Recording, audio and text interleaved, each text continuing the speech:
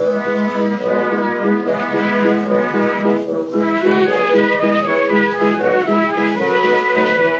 to Loremen, a podcast about local legends and obscure curiosities from days of yore. With me, Alistair Beckett-King. And me, James Shakeshaft. And James Shakeshaft. Yes. Oh, baby! Hoo-hoo.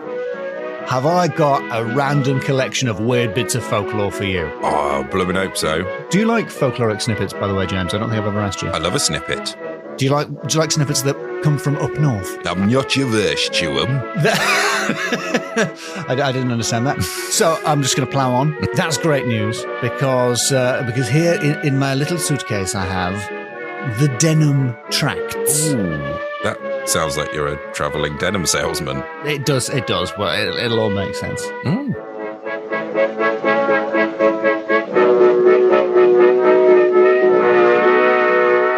So, James, hello. Hello, Alistair. So? Let's get the admin out of the way. How are you? Very well, thank you. How are you? There's no time for that, James. No, there isn't. I've got a story to tell you. Not quite a story, in fact. No? Not really a story, actually. More an utterly chaotic grab bag of folkloric facts and factoids. Now you're talking my language. Yeah, I'm talking about the Denham Tracts. Denim?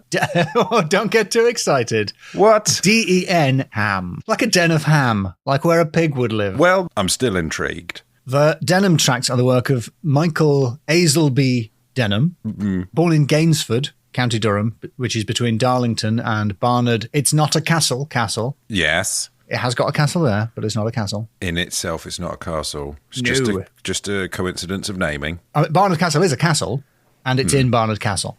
And Barnard Castle is not a castle. Don't be ridiculous. But Barnard Castle is a town. Yes, containing a castle called Barnard Castle.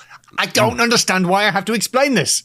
It's so clear. Like Castle Combe. Denham was a merchant, and he was an avid folklorist, and he published over 50 pamphlets about folklore, mostly of the northern counties, a little bit of Scotland, a little bit of Yorkshire, quite a lot of County Durham. Nice. And they were later bound together and published in 2 volumes by the Folklore Society. Nice. And I'm sure we will return to the Denham Tracts in a future episode because there's loads of stuff in there, but I have selected some choice cuts.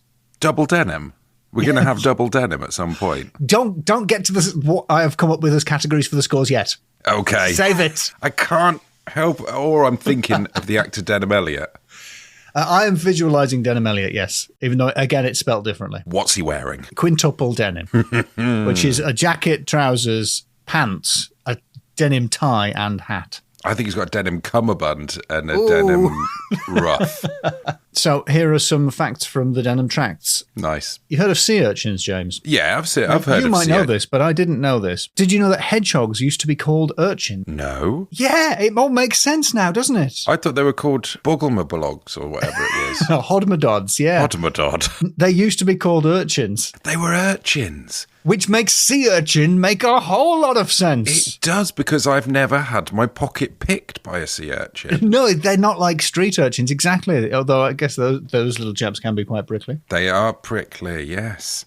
A relic of the old world times in the bishopric is that hedgehogs, or urchins as we call them, have still imputed to them the offence of sucking the milk of cows as they sleep. Now, is that the milk of cows as cows sleep, or is it the milk of cows as hedgehogs sleep? Do they sleep suckle? Somnambulist milkers. We don't know. No. Denham says, I have endeavoured to dislodge the fable from the minds of several of the unlearned, but my endeavour to do so only tended to increase their olden faith. I've slipped from olden times man to olden times man from County Durham. I don't know if that's obvious. It was a lovely slip. I've pivoted the accent. To be honest, in telling me that they don't do it, it has only made me think that they do it, because I never heard about it before. No smoke without fire. That is an example. A lot of them are very short snippets. Some of them are longer. Here's another short one. The Puddening. Oh, yes, please. Now, it's not quite as horrific as the Puddening sounds. Or delicious? Well, you decide. Is it a black puddening? No, it's not. It's a ritual practice from in the neighbourhood of Leeds. Leeds. The ceremony is called the Puddening, and the child which is subjected to the Puddening is said to be puddened.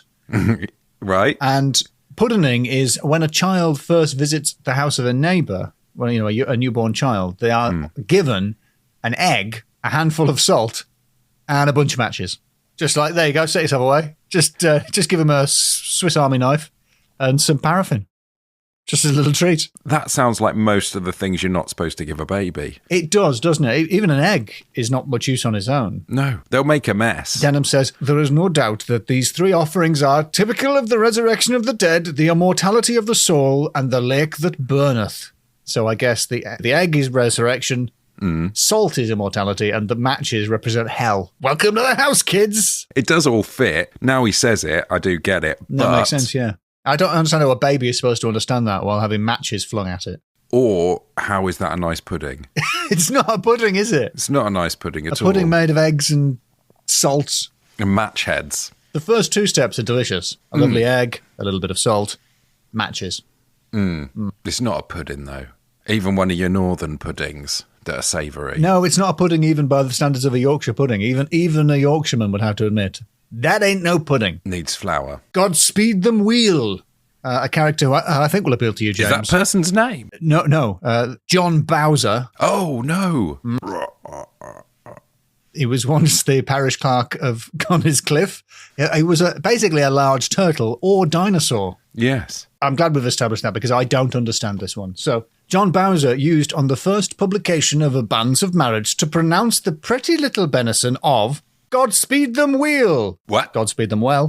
On the happy couple who the moment before were thrown over the church balks. Pardon? Which I guess is a barrier. A balk is a barrier, a wall. Yeah. As far as I can see, the vicar, the parish clerk, would flip the married couple over a wall and say, good luck, Godspeed them wheel. Was the vicar Bowser? Well, yeah, what they should have done is jumped over him and landed on a little axe. Yes. And then all the graves disappear, yeah. Into the lava. Who was the choir master, Wario? Well, all he says is that whatever I just described invariably caused a smile and a blush, not only on the glowing visage of the clerk himself, but also that of the whole adult portion of his hearers. What do the kids make of it? Went over their heads, obviously. I don't get it. Is it saucy? Is it a saucy joke? I just can't get over him bundling him over. What are the balks of a church? I'm imagining the low wall that you get round a church. Yes, me too. And I'm imagining them standing there for a photo, and then he rungs up going, oh, where are the wheels? And just sort of clotheslines them both over it. Yeah, and they flip over like the footballers in a foosball table. Yes, exactly. Plong, right over. And then he does lean back and wave with his arms out and goes, like the Bowser. And then probably does a fireball. I've got a nursery rhyme for you, but I'm afraid it falls into a category that we occasionally touch upon in this podcast, which is things that aren't rude, that nonetheless, to the modern ear, and I know you have at least one of those, James. Oh, I do. Sound rude. Oh. All right. But I don't want to get us cancelled. Okay. Also, I've no idea what any of this means. So this is one of the nursery rhymes he collected. Brenky my nutty cock. Oh. Brenk him away. My nutty cock's never been brenked today. What we're carding and spinning on wheel, we've never had time to brenk nutty cock wheel. But let tomorrow come ever so soon, my nutty cock, it shall be brenked by noon. And he sang this to kids? Yep, that's a nutty... Come on, kids! Gather round and hear about this guy's nutty cock. Let's get brenking. Brenk appears to be a verb. It's something that you can do to the nutty cock. I don't know what it is. But he's not had it brenked well today. Yeah, he certainly hasn't, but tomorrow should be sorted by noon. I believe nutty cock is a term of endearment, according to the footnote. Good. It better not be a threat, yeah. There's another case of excessive grief for the dead. Oh, no. Yeah, you know what they're like in the northeast. It's like, oh, come on. Do you know how to deal with that, though, if someone's like overly grieving near a grave in a churchyard? No, what's your secret? Just run up to him and go, whoa, with a wheel, and point him over the wall. Everyone laughs. Yeah, I just get them with a red shell. An old woman, still living in 1854, in Piercebridge, which is where Denham set up his shop eventually.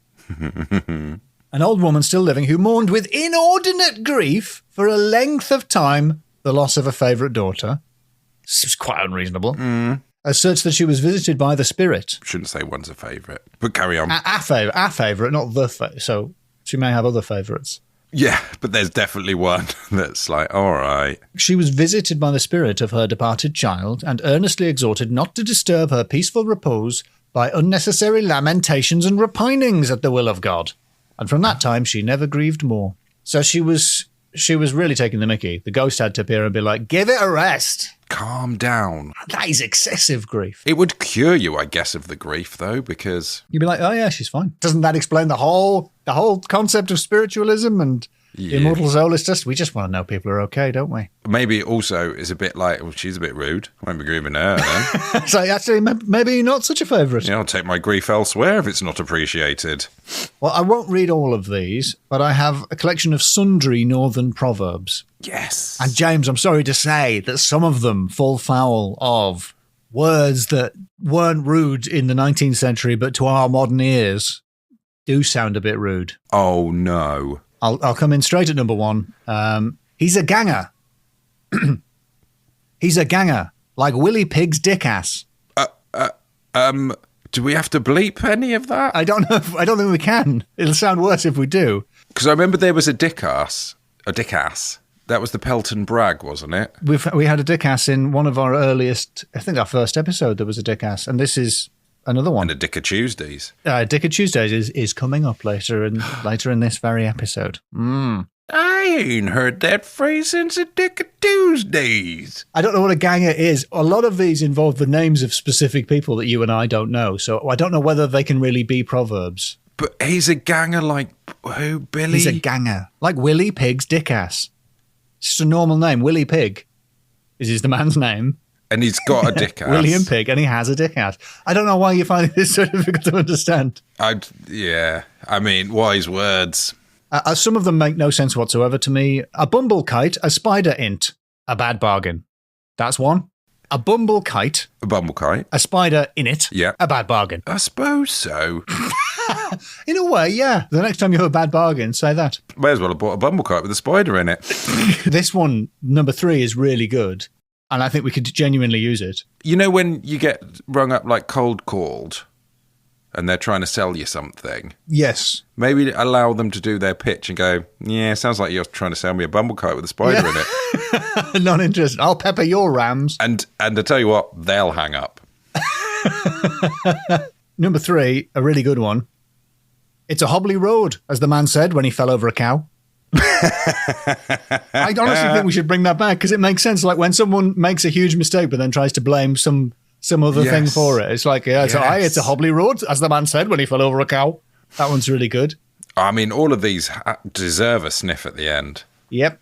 The next one I'm going to read has a name where the middle's been blanked out because obviously it was a real person. So it's just P blank R, Billy P blank R. So I'm going to say Billy Piper. Mm-hmm. As great a thief as Billy Piper, who stole the bolt off his own door. Oh, nice. I do feel like this one could work even without knowing the guy.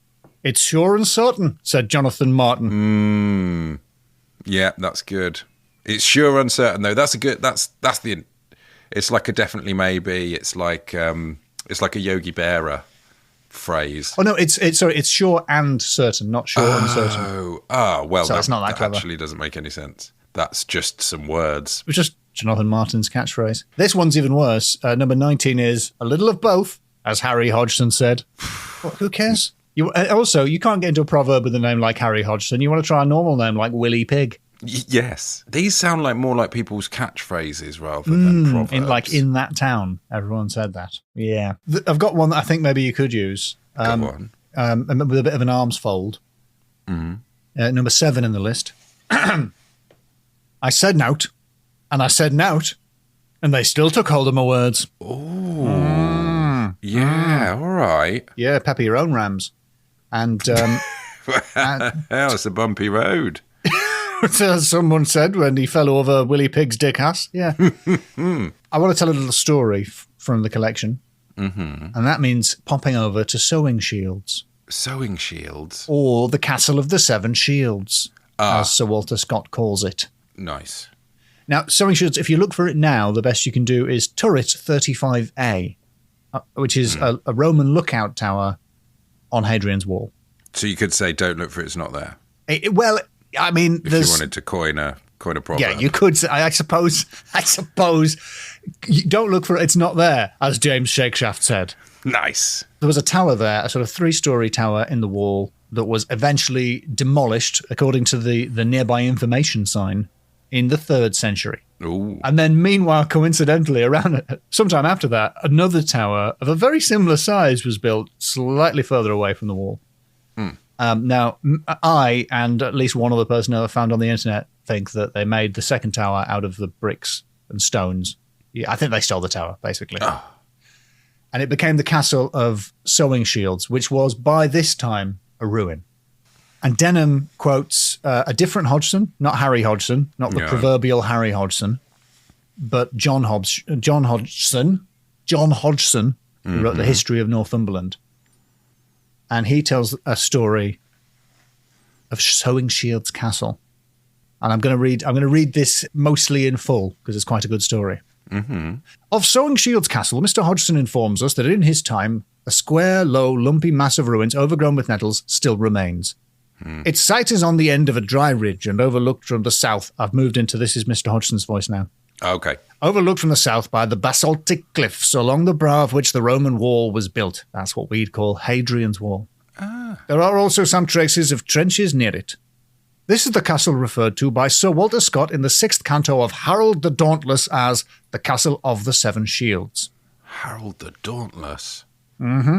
Immemorial tradition has asserted that King Arthur, his Queen Guinevere, his court of lords and ladies and his hounds were enchanted in some cave of the crags or in a hall below the Castle of Sowing Shields, and would continue entranced there, till someone should first blow a bugle horn that lay on a table near the entrance of the hall, and then with the sword of the stone, cut a garter also placed there beside it.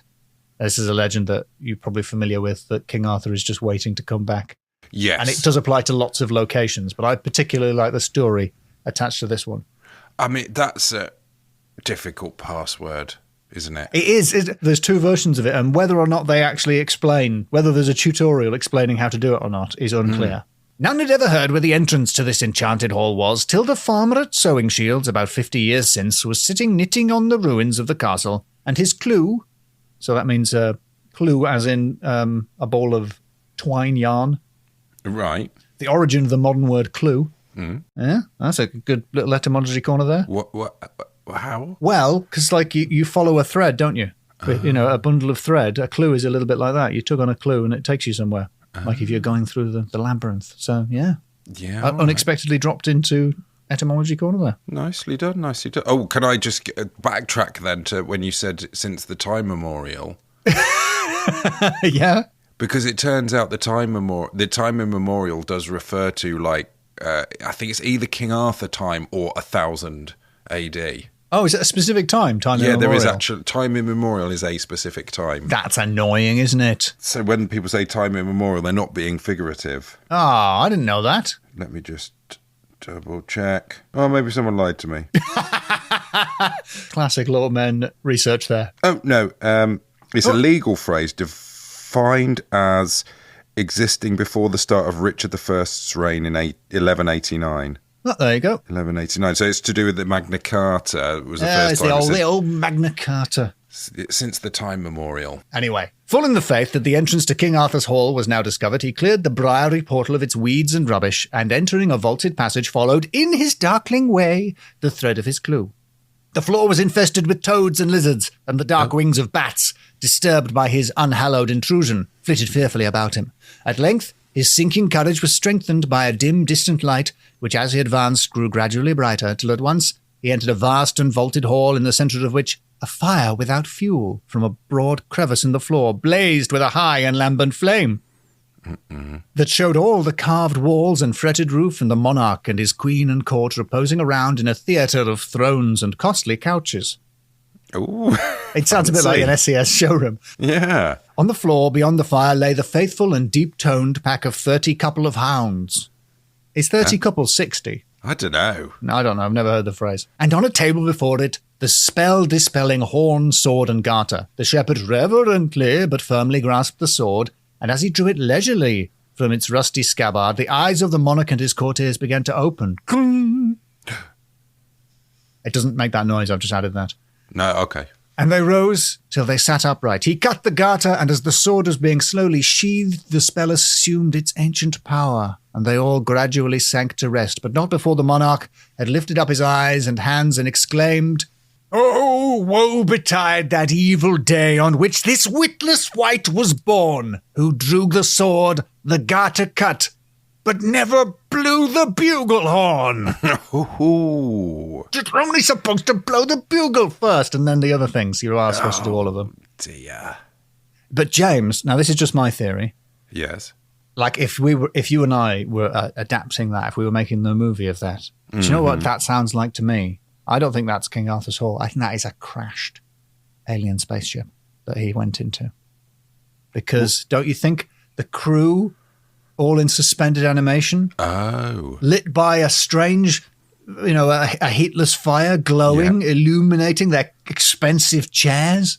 Yes. Yeah, it's a crashed spaceship. It is. I assume when they opened their eyes, they were like, "Ping," glowing blue. Are you going down the Ulysses route? Yeah, all the bodies. Yeah, exactly. The way back home has been erased from my memory banks. They're kind of floating. Father. You're alive, my son. Father. Vous êtes vivant. Anyway, le petit robot. This is not the first time we have said all the words we can remember from Ulysses in both English and French on the podcast. Is it as a TNG? Are we talking Star Trek TNG? Did one of the knights have like a visor? Could have, yeah. Yeah, King Arthur would be Patrick Stewart. Yes. I'll do the woe betide in a different part. Oh, woe betide that evil day on which this witless wight was born, etc., etc. You're only supposed to blow the horn.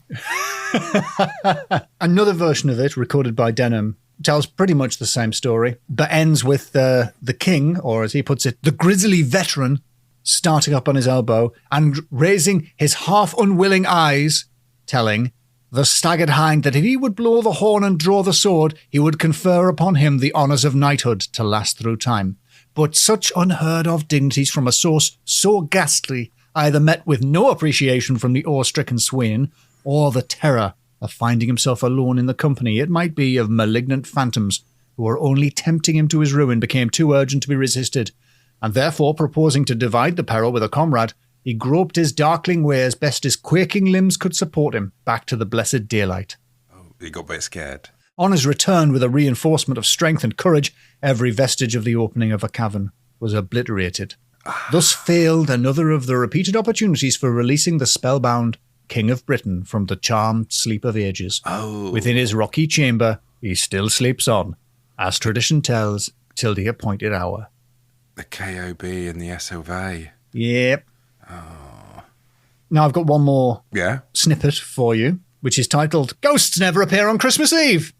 Oh. It's got an exclamation mark. Oh, I think Dickens might have a bone to pick with that.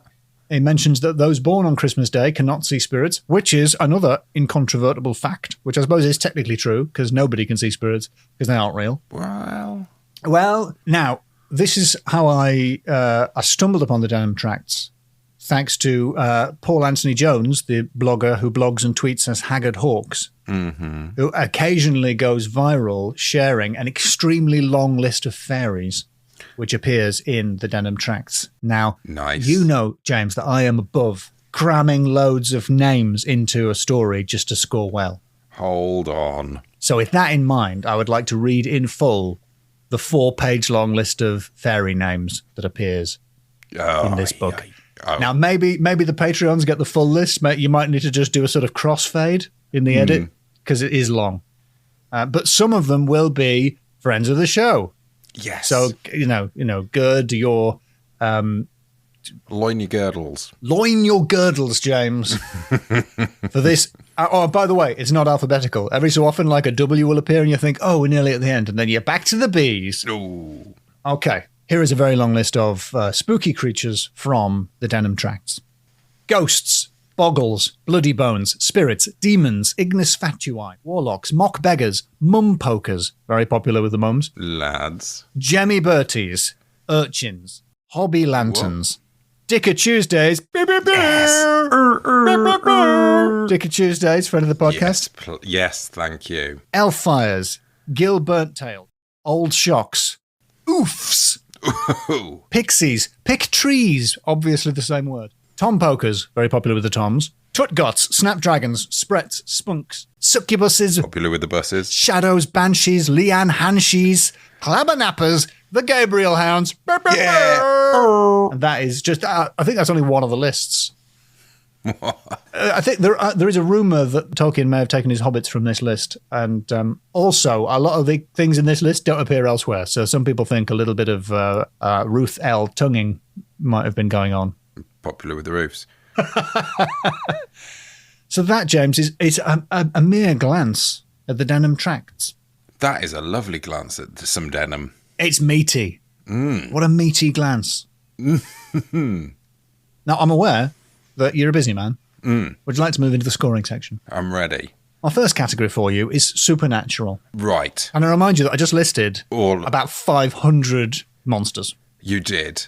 So that's definitely good. It has slightly mind-wiped me to anything else that happened. I had so many names. It pushed every other bit of information out of my head. Before that, we had King Arthur in a state of suspended animation. King Actual Arthur. I said Arthur there, as if he was a geezer. Arthur. We had the Brenking of the Nutty Cock.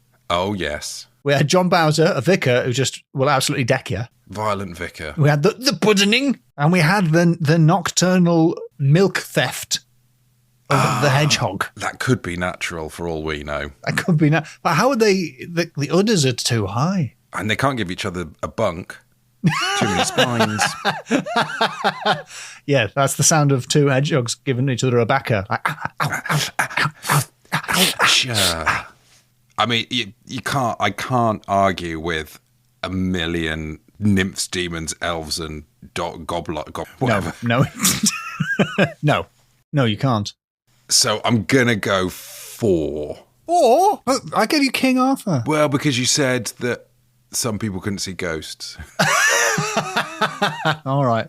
I take the 4. If King Arthur had turned to dust, though, whew. Well, he couldn't be found. No, the cave turned to rock, which is like a big dust. Yeah, that's what dust's made of, is it? Don't know. My second category for you is names. Yes. Naming. All right. Okay, then. I just to let the listener know, I am sitting back confidently at this point. Even non-Patreon listeners will know that we had some names in this. Hugh Baby. That was a long list of names. The Hugh Baby was not one of them, but it could easily have been one of them. Could have been, for all I know. Some of them are just noises. Some of them were clearly the same word, spelt differently. So one of them was just oof. Oof. O-U-P-H. Oof. Oof. I was wondering as we were going on why you weren't making more of some of the names that were cropping up. Like a Harry Hodgson. I didn't even need to dwell on Willy Pigg because I knew that mum pokers were in my back pocket. And the And rest. Tom pokers and all the rest. So, yes, it's a 5. Thank it's a you. well-earned 5. And my third category is names again. Have you spelled it slightly differently? No, it's gnomes. Gnomes. Because I think just there's so many names there. I just feel like I need to be scored twice because it's worth more than 5. Yeah. All right. It was like for the Patreon people as well, like he deserves more, doesn't he? Yes. So, all right. I don't like the precedent I'm setting. Oh, okay. All right. Okay. But it is another 5. Yes. Because okay. there Well, were just so many. Yep. Well, you have rewarded my bad behaviour there. You've reinforced. Oh, that's a silly idea, isn't it? Oh, that's terrible parenting. My final category for you. It's not double Denim, because then you would just say 2. Because Denim did not produce only 2 tracts. He produced over 50 tracts. We're talking multi-denim. Multo denim, as they say in Spain. Molto denim. Multo denim. Yeah, there's a lot of denim in there. Denim trackies as well sounds like a very impractical exercise outfit. Yeah. Oh, I mean, this is bedenimed. It's a patchwork of denim. Thank you. Which is a compliment. Yeah, it's a quintuple denim. It's got to be 5 denim. out of 5 for denim. I can't fault you on the amount of denim. Thank you. Thank you very much. I can't get over that, how pernickety, just pedantic King Arthur was. someone's got in there and is trying to wake up King Arthur, they probably need to get. They've got a King Arthur type situation going on. Yeah, it's an emergency. Whereas he's like, "Oh, you didn't blow the horn." Like, what sort of? Is he played by Ringo Starr? Yes, he was. Oh, woe betide that evil day. Oh, yes. On which this witless wight was born. Not even the best bugle blower in the Beatles.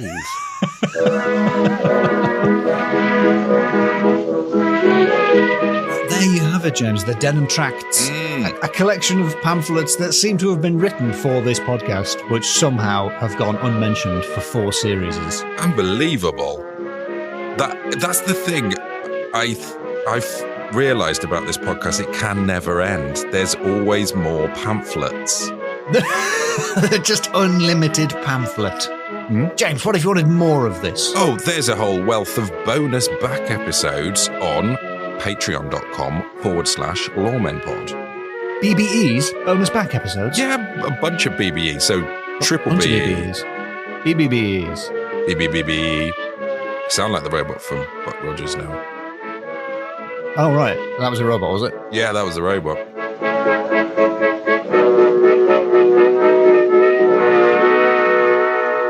That's like when you do your password and it's like, oh, you didn't use a special character. Like, I'm not going to remember it because I don't normally have a special character in my normal passwords. It does seem a bit snippy of King Arthur. Or just have a sign explaining the order. It does sound like he's very deeply asleep, King Arthur, because he's like barely even opening his eyes. It's like, oh, if you come back in 10, 15 minutes, I'll go down and make you breakfast. I'm starting to blend this into my own personality on the weekends. Is this where your boy's waking you up? Yeah, go pop the telly on for a bit and then I'll come down and make you toast. You didn't blow the bugle horn.